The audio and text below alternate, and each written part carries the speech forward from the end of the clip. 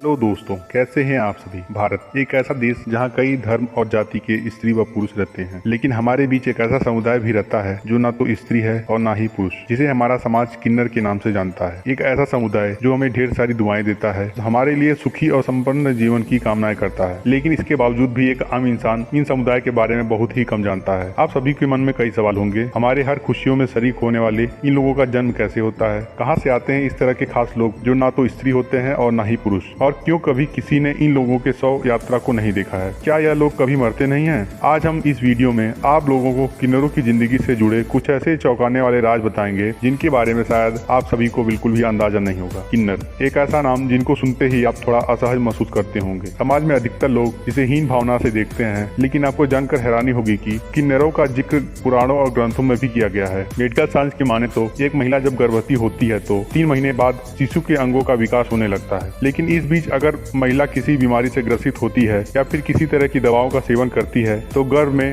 Hormones की समस्या की वजह से शिशु में स्त्री व पुरुष दोनों तरह के लिंग हो जाते हैं, लेकिन दोनों में से कोई भी पूरी तरह से विकसित नहीं हो पाता है, या फिर कभी कभी दुर्घटनाओं की वजह से भी गर्भ के अंदर शिशु की लिंग का विकास नहीं हो पाता है, जिसकी वजह से किन्नर जैसे लोगों का जन्म होता है। किन्नर समुदाय के लोग शादी भी करते हैं, लेकिन यह शादी आम लोगों की शादी की तरह नहीं होती। किन्नर समुदाय के लोग अपने आराध्य देव अरावन से शादी करते हैं, जो महाभारत में अर्जुन के पुत्र थे। यह शादी सिर्फ एक दिन के लिए होती है। शादी के बाद किन्नर समुदाय के लोग अपने आराध्य देव की मूर्ति को मोहल्ले भर में घुमाते हैं और पूरे एक दिन बाद उस मूर्ति को नष्ट कर दिया जाता है, क्योंकि उनकी पुरानी कथाओं के अनुसार महाभारत युद्ध के दौरान अर्जुन के पुत्र रावण का वध हो गया था, जिसे किन्नरों के पति के रूप में भी जाना जाता है। मूर्ति को नष्ट करते ही सभी किन्नर सफेद साड़ी पहन लेते हैं और अपने आप को विधवा मानती हैं और मातम मनाते हुए अपने मंगलसूत्र और चूड़ियों को तोड़ देती हैं। यह एक पर्व होता है जो किन्नर समुदाय द्वारा हर साल मनाया जाता है। किन्नरों की मृत्यु के बारे में बात करें तो आम आदमी को कोई भी जानकारी नहीं होती और न ही कोई आम आदमी कभी किन्नरों की शव यात्रा को देख पाता है, क्योंकि जब किसी किन्नर की मौत होती है तो उसकी शव यात्रा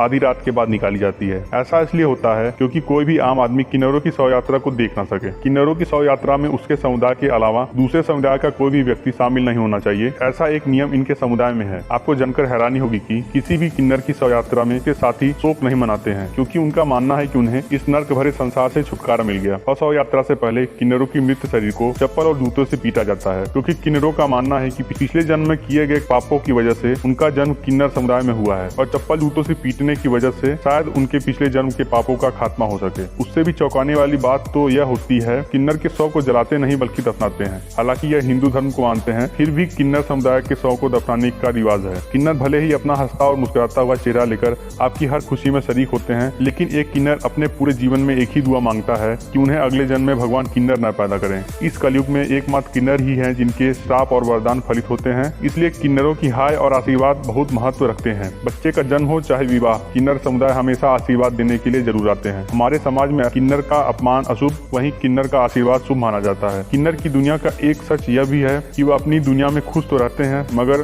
दुख की घड़ी में उनके साथ कोई भी नहीं रहता। आज भी किन्नर का जन्म एक रहस्य बना हुआ है, जो आज भी समाज में अपने हक के लिए लड़ रहे हैं। आज देश में कई जगहों पर किन्नरों को उनकी जगह मिल तो रही है, मगर हमारा समाज कहीं न कहीं उन्हें अपने साथ शामिल करने से कतराता है। दोस्तों, ये थे किन्नरों की जिंदगी से जुड़े कुछ ऐसे अनोखे तत्व जिनके बारे में शायद अब से पहले आपको मालूम नहीं होगा। कैसी लगी हमारी यह वीडियो? किन्नर समुदाय के बारे में आपकी क्या राय है? हमें कमेंट करके जरूर बताइए, और साथ ही हमारे चैनल को सब्सक्राइब करके बेल आइकन को दबाना बिल्कुल मत भूलिएगा, क्योंकि हम आपके लिए ऐसी ही ढेर सारी जानकारी वाली वीडियोज लाते रहते हैं। तो मिलते हैं आपसे अगले वीडियोज में, तब तक के लिए दीजिए इजाजत। धन्यवाद।